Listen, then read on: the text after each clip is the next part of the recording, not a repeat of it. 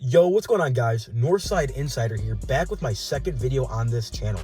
And today's video I think is going to be a good one because it's 5 free agents left that the Chicago Cubs need to pursue. And if I'm Jed Hoyer, I'm picking up the phones to at least inquire about these guys because I feel like these guys can impact the club not only in 2024, but can be a very big help to the team in the future as well, 2025 and beyond.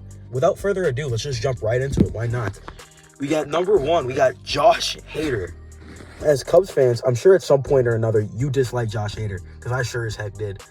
Remember that guy that would absolutely dominate every time he stepped on the mound in the later innings? Well, except that one random time when Jason Hayward played long ball and Hader blew a save in that weird COVID year. But that guy is still available on the free agent market. His price tag is reportedly astronomical, as he wants around what Edwin Diaz got, which was 5 years, $102 million.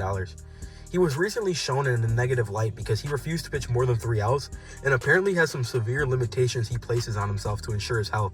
If Ross was still the skipper of this team, this would definitely raise some serious concerns, but Craig Counsell is managing the Northside club for the next 5 seasons. Counsell knows how to manage Josh Hader. I think the Cubs' back end of the pen can be improved to elite if they got Josh Hader, so I definitely think he could be a big help. The second one's going to be a little bit of a hot take thrown in here because we're on the topic of the Brewers. We might as well get it out the way. And that is starting pitcher Brandon Woodruff. Another former Brewer who has experience with Craig Counsell. He put up phenomenal numbers in 2023 in the short amount of time he had. Posting a 2.28 ERA with a 5-1 record, a whip of .82, and only 67 innings pitched. He easily is a top-of-the-line starter.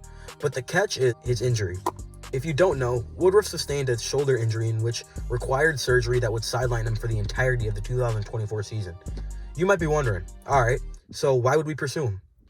I think this could be a low-risk, high-reward move because if you sign him to a super team-friendly 2-year deals, let's just say like 2 years, $18 million, perhaps with the club option in year 3, you give him a landing spot to ride the bench this year, hope he rehabs nicely and is good to go in 2025, and he could easily become a top 2 pitcher for your club in 2025.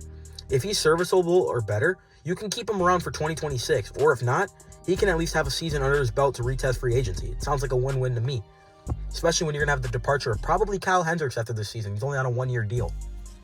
So yeah, let's continue. Number 3, Aroldis Chapman. The 2016 World Series champion can absolutely be a viable option to boost the Cubs bullpen and a very solid setup man for manager Craig Counsell.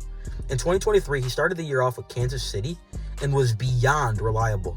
He posted a 2.45 ERA in 29 1/3 innings, recorded 2 saves, and only allowed 8 earned runs through 31 games played. At the deadline, he was dealt to now the World Series champion Texas Rangers, in which he continued his very solid play with a 3.72 ERA in 29 innings, 12 earned, 4 saves. But the most notable stat for me was his whopping 103 strikeouts in 58 1/3 innings in 2023. The Cuban Missile has proven he still has gas left in the tank, and I think Jed can start cooking with him. Number 4, Jordan Montgomery. The World Series champion Jordan Montgomery would be a fantastic ad by Jed Hoyer. He is a proven top-of-the-line starter who can pitch dominantly in big games. He displayed that in the entirety of the 2023 postseason, which resulted in a World Series championship for the Texas Rangers. He pitched in 188 2/3 innings across the Cardinals and Rangers this season and had a combined 3.42 ERA. He had a 10-11 record, but that is a little inflated due to how awful the Cardinals were surprisingly in 2023. For this upcoming postseason push that the Cubs intend on having, aside from Kyle Hendricks, it would be important to have another reliable, experienced veteran leading the squad. I feel like his leadership can play a big factor on how far the Cubs would go. Granted, they do make the postseason this year, and I feel like he's a dominant arm, so why wouldn't you want him to your squad? I feel like you can get him for a pretty solid price, especially because of how dormant his market's been.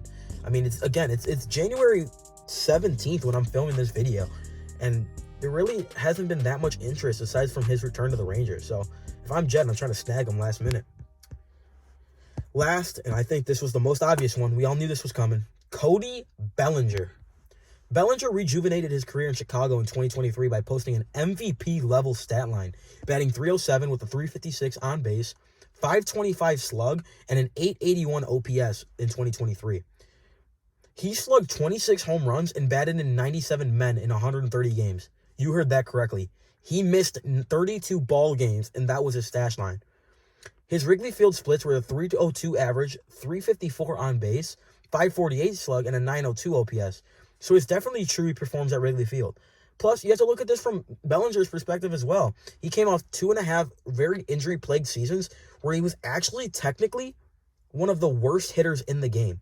He comes to Chicago, fresh start, and puts up big-time numbers and led this team to a game away from missing the postseason. That is the kind of leadership this team needs, and I'm sure he acknowledges it from his side too.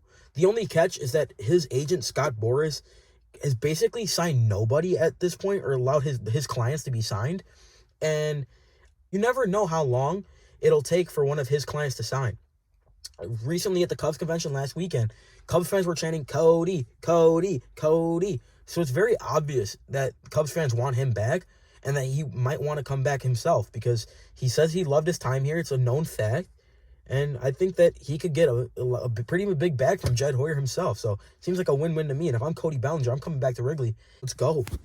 So yeah, overall, I think these 5 guys can not only improve the 2024 squad, but the 2025 and 26 squads as well.